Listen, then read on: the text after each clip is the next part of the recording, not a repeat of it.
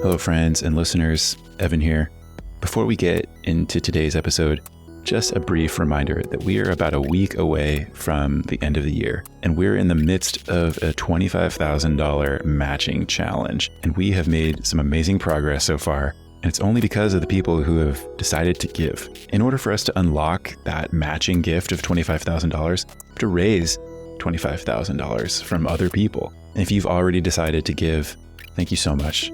It means a lot. It's what makes things like this podcast possible. Each and every gift just really makes a difference. So if you're interested in partnering with us and doubling your impact today, you can visit faith.yale.edu/give to make a donation of any amount. And either way, thanks for listening. For the Life of the World is a production of the Yale Center for Faith and Culture. For more information, visit us online at faith.yale.edu.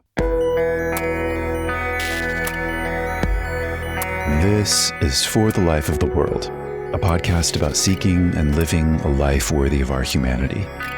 I'm Evan Rosa with the Yale Center for Faith and Culture. The countdown to Christmas is quickly coming to an end. Trees are already drying out. Wish lists to Santa have been signed and sent. Parents are dressing up as the Grinch and filming themselves as they steal presents from their screaming children, thereby assuring the need for their progeny's future therapy. And I'm not joking about that. It's all over social media. But on a warmer note, all 4 candles on our Advent wreaths have been lit. Many of us are looking forward to plans with the people we love, some homemade cookies, sweets, exchanging gifts, and a strange yet delightful holiday limbo between Christmas and New Year's Day. And we just know that the season can be a bit more complicated than one-size-fits-all holiday cheer. The nights are as long and dark as they get for those of us in the Northern Hemisphere. Travel plans are going awry. Half the country is below freezing. For many of us, there's still work projects to finish before the new year, final papers still to write, and loved ones we're missing this holiday season. So yes, December can be bittersweet, the glorified joy of Christmas impending, and yeah, we're all still human, living in a complicated, often difficult world. So here at the Yale Center for Faith and Culture, we've been thinking about the complexity of Advent this month. What should this wait for Christmas look like? On the church calendar, we're anticipating the arrival of a Savior not yet come. It's a time of real darkness, yet excitement in knowing that as Mary nears the stable, God is on the way. So we've been asking, what does it look like to live into the spirit of this season, to be Advent people? Well, to understand the tension and maybe find some answers, turning back to the spirit of For the Life of the World episodes past. We'll hear from guests Drew Collins, Frederica Mathewes-Green, Jeff Reimer, and Matt Croasmun. And each of these reflections look to characters who, in their own unique ways, find real intimacy with Advent and the wait for Christmas. They depict the complexity of Christmas. As we navigate our way through a holiday season precariously harnessed by both consumerism and Christian theology, we hope you'll enjoy hearing about the Magi, the extra-canonical portrait of the Virgin Mary, W.H. Auden's depiction of Joseph, and finally, Santa Claus and St. Paul. Thanks for listening, and we'll kick it off with Drew Collins' conversation with me from episode 43, where we discuss the Magi in the Gospel of Matthew. What can we learn from the Magi in terms of their intellectual, their spiritual, their moral stance in response to the light of this star, whatever it is, and whoever they are? The scripture in Matthew is presented to us with an opportunity to see how these righteous searchers responded to God's call. And I wonder what you think we ought to be focusing on and what we ought to learn from the Magi. Rather than describe the Magi's pursuit or following of the star as a function of their knowledge and their wisdom, I would say it reveals that their wisdom lay precisely in their ability to confront and embrace the limits of their knowing, of their own certainty. The star does not behave like any star they would have encountered before.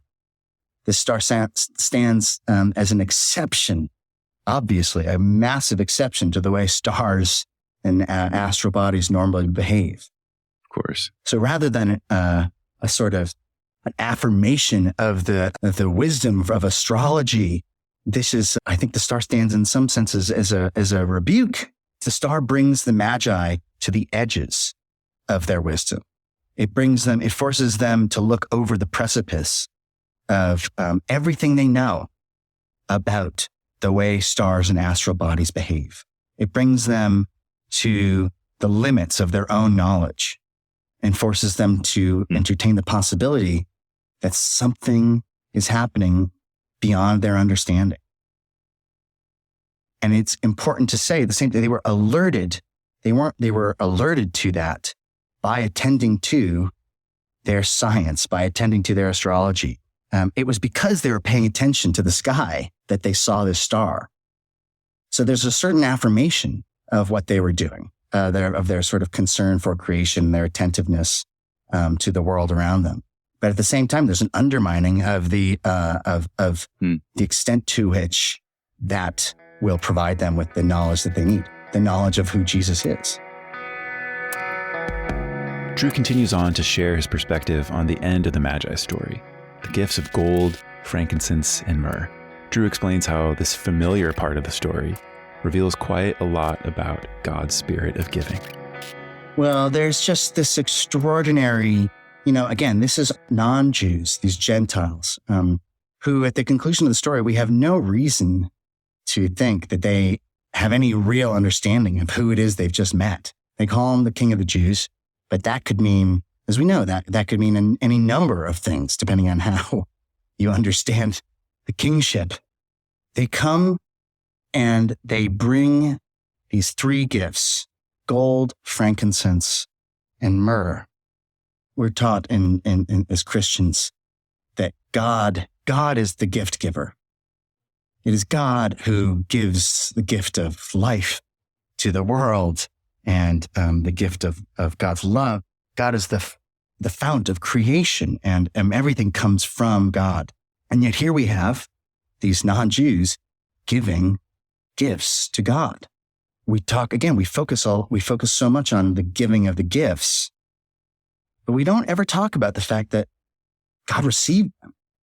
I think that, one way of saying that is God's giving is so radical, it's so total, that even in God's receiving the gifts that we bring, however paltry and imperfect they are, God is also giving.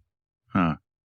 And what he is giving in receiving the gifts of the Magi, God's giving us the hope that our own lives, scruffy and flawed, might be received by others as giving, like the Magi, greater insight into who Jesus is, and might be received and redeemed by God in the coming of God's kingdom.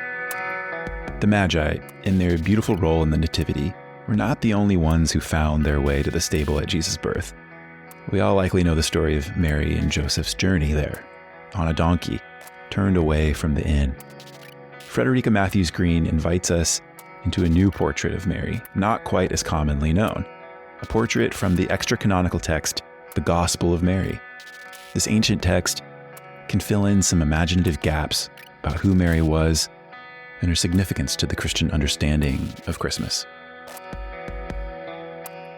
This is a story that it's from internal textual evidence. It's clearly not a text originally, but like a folk tale that passed around the Middle East and spread from there. It's been found in 8 different ancient languages. People loved it. They shared it everywhere.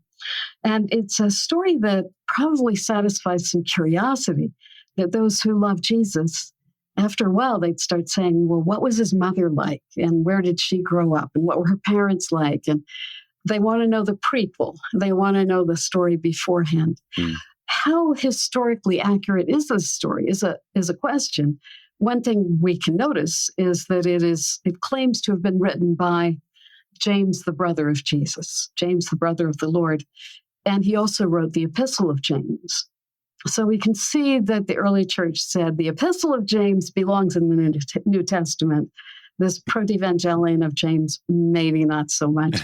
But it's okay for you to read it just for inspiration. We can't claim that it is all exactly historical, but much of it is reasonable. And I'd like to ask you about that in particular. I think you describe it as whether it is historically accurate is perhaps less important than thinking of it as a typological or inspirational story about how the early church thought about Mary and how it would amplify and expand on her own biography.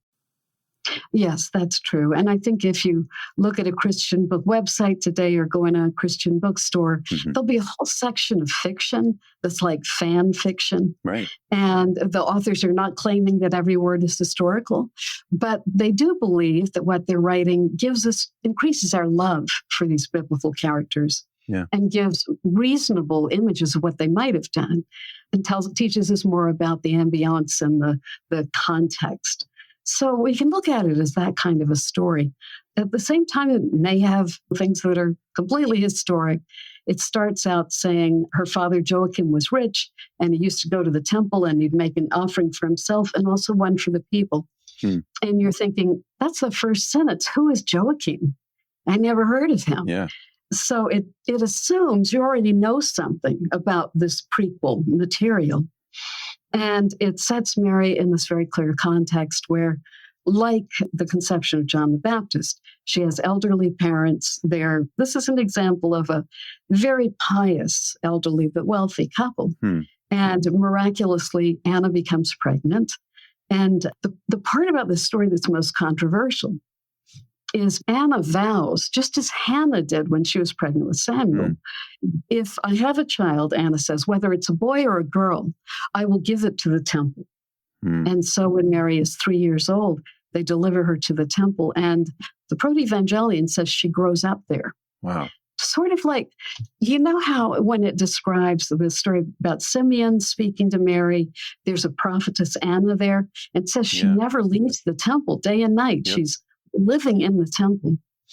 I don't know that there's any historic evidence for this, but there must have been all through history women who prayed to get pregnant and who, like the example of Hannah, said, I will give my child to the temple. And so the priests are being confronted with all these toddlers. You know, these are weaned children about 3 years old. And they're being, here you go. Wow. And there must have been some provision for women and mothers who might well live in the temple and care for these children till they're old enough to help be, little servers during the services or something like that. We don't know whether it's true. Scholars always say, no, Mary was not raised in the temple. But I do wonder about that likelihood that women would have gone on making that vow. They had that example of Hannah. They thought that was what they were supposed to do. Yeah. Interesting thing. It's very interesting. It also presents a depiction of the contemplative life in that period of Judaism, one which is dedicated to fasting and prayer, as it describes Anna in the temple. It's fascinating to think of Mary in that context, because Mary, as we talked about last time, is this ponderer. She's a contemplative. She responds in a very inward way. And of course, her response is a kind of that it starts with perplexity, but it's that faith that seeks understanding kind of thing. Yeah. Yeah, that's a good example of it. And as she grows up in the temple, probably it's likely that she would have increased in prayer. She would have practiced prayer, maybe ceaseless prayer, and pondered her life and what was going to become of her and what she was called to do. We Orthodox believe that she was able to achieve a degree of devotion and unity with God, that her prayer had become so profound that she actually had achieved what we call theosis. Osis is a suffix that means a process, like osmosis, like we learned in school. Like we have a white cotton garment and you put it in red dye. The dye will creep up by a process of osmosis. That's how you get these shadowed garments. Yeah. So theosis means to absorb God, like you were that white garment absorbing the dye. Yeah. Or an example frequently used by the fathers is a piece of metal in a furnace We don't actually see that except in movies these days, but how the metal actually takes on all the energy and properties of fire. Yeah. So we believe that Mary had mastered the art of prayer and of union with God during those years that she was in the temple praying. That's amazing. I mean, contextualize that with that kind of unity and that kind of absorption. I love that metaphor for it, the absorbing of God in the context of that's leading up to hearing the Annunciation from Gabriel, the angel. It still kind of presents itself as this, like, there's still an opportunity for surprise. She's not so absorbed that it's still not an ordinary kind of thing to be addressed as such. And so I wonder, so let's draw out a little bit of like the kind of practical spirituality of theosis on its way to Annunciation. Yes. And another factor is just maturity as a child becomes a teenager and then an adult. Sure. That what she was able to understand about what she was experiencing. There's like a purity to the experience of the world in a child. And it is kind of drawn out here in this Gospel of Mary. It's a very sweet story. And then, as you say, then there's the Annunciation, the appearance of the angel Gabriel who speaks to her, and she's clearly bewildered, and I would be reasonable to say nervous. Right. And she wants to, one thing, make sure that this really is a divine and not a demonic apparition. Sure. So she would have a lot going on at that moment. And when she understood that she was saying yes to God, if you're not certain about anything else, it's always safe to say yes to God. And so she does. Mary, we know, was not the only one in the nativity narrative who said yes to God. Joseph had his own unique test of faith to face.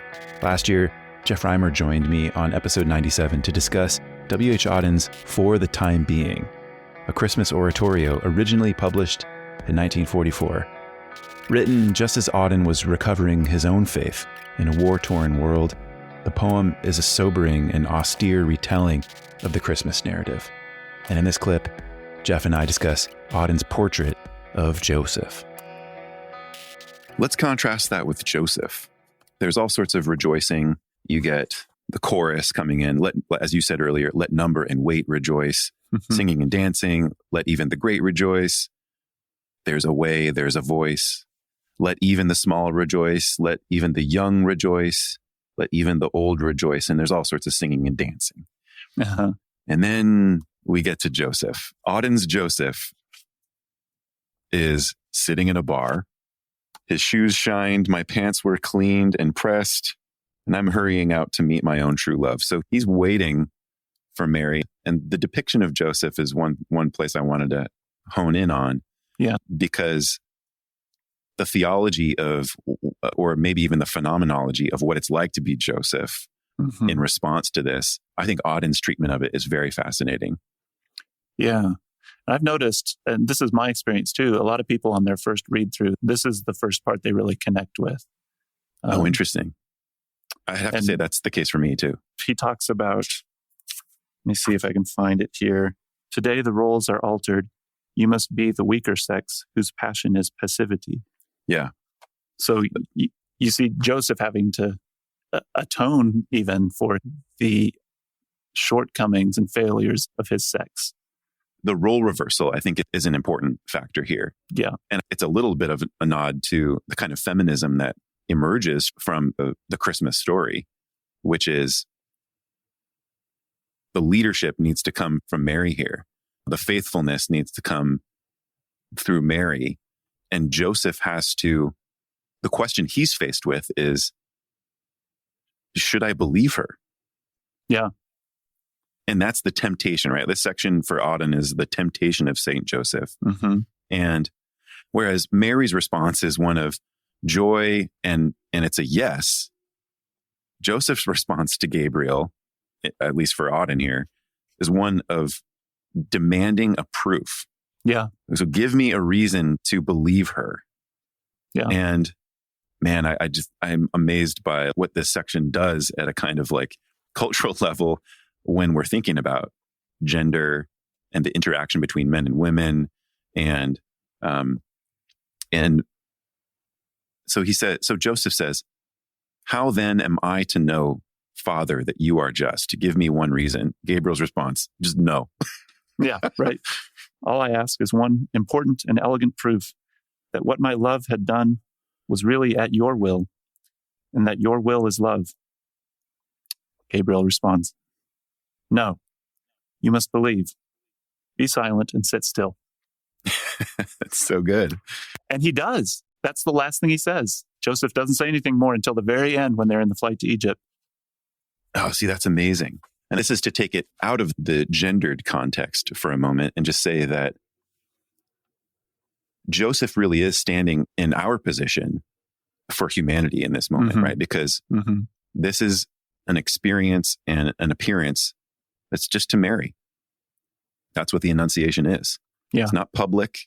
It's not broadcast to the world. We are left with faith in this incarnation of God in the body of a woman. And we're left with the challenge of taking her at her word. Yeah. And it's always a scandal. The virgin birth has always been a scandal. Yeah. This section is very autobiographical for Auden. Oh, interesting. In many ways, he's writing about himself. He had been involved with his relationship with Chester Kallman lifelong, kind of considered himself married to him, found out that was not going to be the case. And he had to decide whether to choose to love or to hate in response to this. And so I think that's another part, another reason why so many people connect with it, because it just feels very personal and interior. And I think that's because it came straight from Auden's heart. Yeah. The chorus ends our section on the temptations of St. Joseph with these lines: "Blessed woman, excellent man, redeem for the dull the average way, that common ungifted natures may believe that their normal vision can walk to perfection." The average way really stands out to me. Yeah. Tell us a little bit about the average way and how that is expressive of for the time being as a whole. Yeah, so much of this poem is about redeeming the mundane and the quotidian. You know, what Walker Percy calls everydayness. When I first sort of dug into this poem for real, I was reading a lot of Walker Percy too. And I love Walker Percy. The ideas that they're sharing are amazing. They're reading a lot of the same people. I don't think Auden and Percy knew each other. They were contemporaries, but yeah, Percy was himself a Kierkegaard reader. Yep. Yeah. And so what do you do when, in Percy's phrase, what do you do when it's 4:00 on a Wednesday and the whole world just falls flat before you? Auden is trying to think through what that looks like. You know, Advent and Christmas provide this contrast of significance and meaning and transcendence. But so much of human life and living a good life might just be unspectacular. And it might be the way to redemption, actually. Just living a good, quiet life outside of what our sort of societal notions of success and fame are. That's actually good. And that's worth pursuing. Auden's Mary and Joseph ask us to consider how common lives may be the way to a good life. This Advent conversation wouldn't be complete without a look at the mysterious, magical figurehead of this season, perhaps written by the Coca-Cola Company, Santa Claus himself.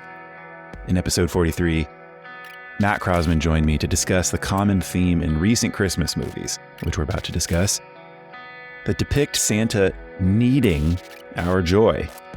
In these stories, Santa is usually found in the conundrum that Christmas simply cannot happen for one reason or another unless the public believes and has some kind of holiday spirit. Matt unpacks for us the tension that comes with this eschatology of cheer alongside Christian ideas of joy and the writings of St. Paul. Here's that conversation. To hone in particular on the relational component of this, right? The shared life. There's a shared attempt at collectively running Santa's sleigh. that when we sing together, then yes, the sleigh runs again. But it's fascinating that it's not the alternative, right? That when we mourn together, because in fact, that might be where the difference gets made. It's when we are communicating with one another in solidarity at our lowest points. That's when we see a real difference in what it means to flourish. I think that's right. And I think theologically, the difference there is, we could say, one of eschatologies. Santa has an over-realized eschatology. Okay, say more about that. What do you mean by that? Right. So Christian joy, in that same chapter in Romans, Paul invites us to rejoice in hope and be patient in suffering, persevere in prayer. And it's the fact that all Christian joy, I take it, is rejoicing in hope. Now you can rejoice in hope in the presence of some partial fulfillment of what you hope for, right? So I'm not saying all of our joy is, that there are no genuine causes for joy in the world as we experience it. Of course there are, right? But there's a fundamental character of Christian joy that is joy in hope in this life, right? Because we have this eschatological orientation that has the kingdom of God, yes, breaking in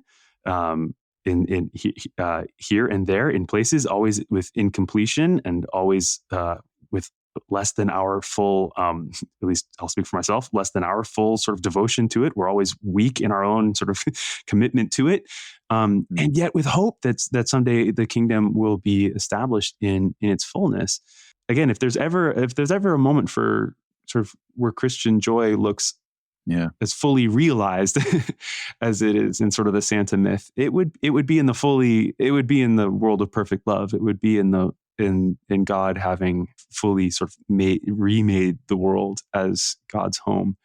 In that world, then maybe the rule is, or the way of life is, that we rejoice always and only. But it's because we have this eschatological character. We rejoice in hope, that our joy always, I take it, has this different sort of orientation towards the world. Our joy has to have a truthful orientation to the world as it actually is. And that world is not yet as it should be, not fully, in places here and there. And sometimes deeply and profoundly in ways that bring just unfiltered, uncomplicated occasions for joy, right? Because God created the world and its goodness will just appear to us in moments. And there are those sorts of moments of joy, but there are many moments in this life where that joy is, as Alexander Schmemann, the Orthodox theologian, famously said, and we have repeated many times around the center, Christian joy appears to us as a bright sorrow. So as Christians, when we rejoice in hope. And it strikes me that that's appropriate, especially to this season of Advent that we've been in. Historically, the season of Advent, yes, is for celebrating and remembering Christ's advent, his coming to, entering into this world. But it also historically has always been a time of looking forward in hope to Christ's second coming, which probably doesn't get as much play these days. Maybe we've heard sort of unhelpfully pie in the sky preaching about the second coming, or we've only ever heard it connected with fire and brimstone, or whatever it is. Maybe there are probably good reasons we don't hear all these huge eschatological sermons. But there's something appropriately Advent, appropriately Christmas in our Christian worship. We should be, I take it, oriented toward that sense of hope, because it wasn't just Mary and Joseph and the shepherds and the wise men and all the others who used to live in hope. We too live in hope. And so I think this Advent season is an opportunity for us to get back in touch with that with that hope and to remind ourselves that that is our orientation toward this world. We should rejoice. Our hearts should be glad when we think about the nearness of God in Jesus Christ and God's continued nearness to us in the Spirit of the living Christ among us. But we should also be reminded in this season of that hoped for reality in which God's nearness, God's presence to us is brought to its full consummation at the capital E end of all things. So, there we have it. The Magi, pushed willingly to the edge of their knowledge, open to the giving Spirit of God.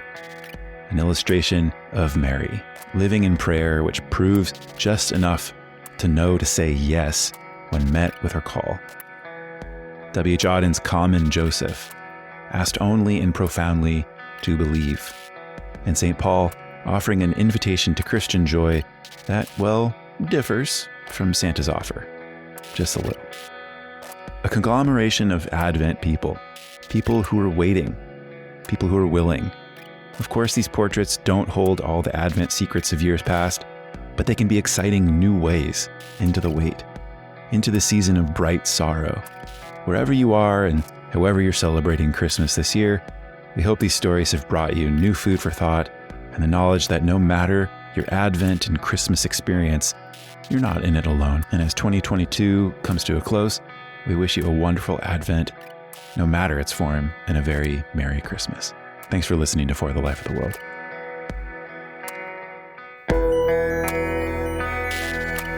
For the Life of the World is a production of the Yale Center for Faith and Culture at Yale Divinity School. This episode featured Drew Collins, Frederica Mathewes-Green, Jeff Reimer, and Matt Croasmun. Production and editorial assistance by Macy Bridge. I'm Evan Rosa, and I edit and produce the show. For more information, visit us online at faith.yale.edu. If you're new to the show, welcome, friend. You can hit subscribe in your favorite podcast listening app, and if you've listened this long, we'd really love your feedback. Ratings and reviews and Apple Podcasts are really helpful for the show, and we take every bit of feedback constructively, hoping to improve. And if you're a regular listener and you're passionate about what we're trying to do on this podcast, we'd love for you to step up, partner with us, and help us share the show. Behind those 3 dots in your podcast app, there's an option to share the episode by text, over email, or social media. So if you took even a brief moment to send your favorite episode to a friend or share with the world, not only would you be supporting us in the show, you'd be opening up truth-seeking conversations about what it means to live a life worthy of our humanity with those humans that matter most to you. Thanks for listening today. We'll be back with more soon.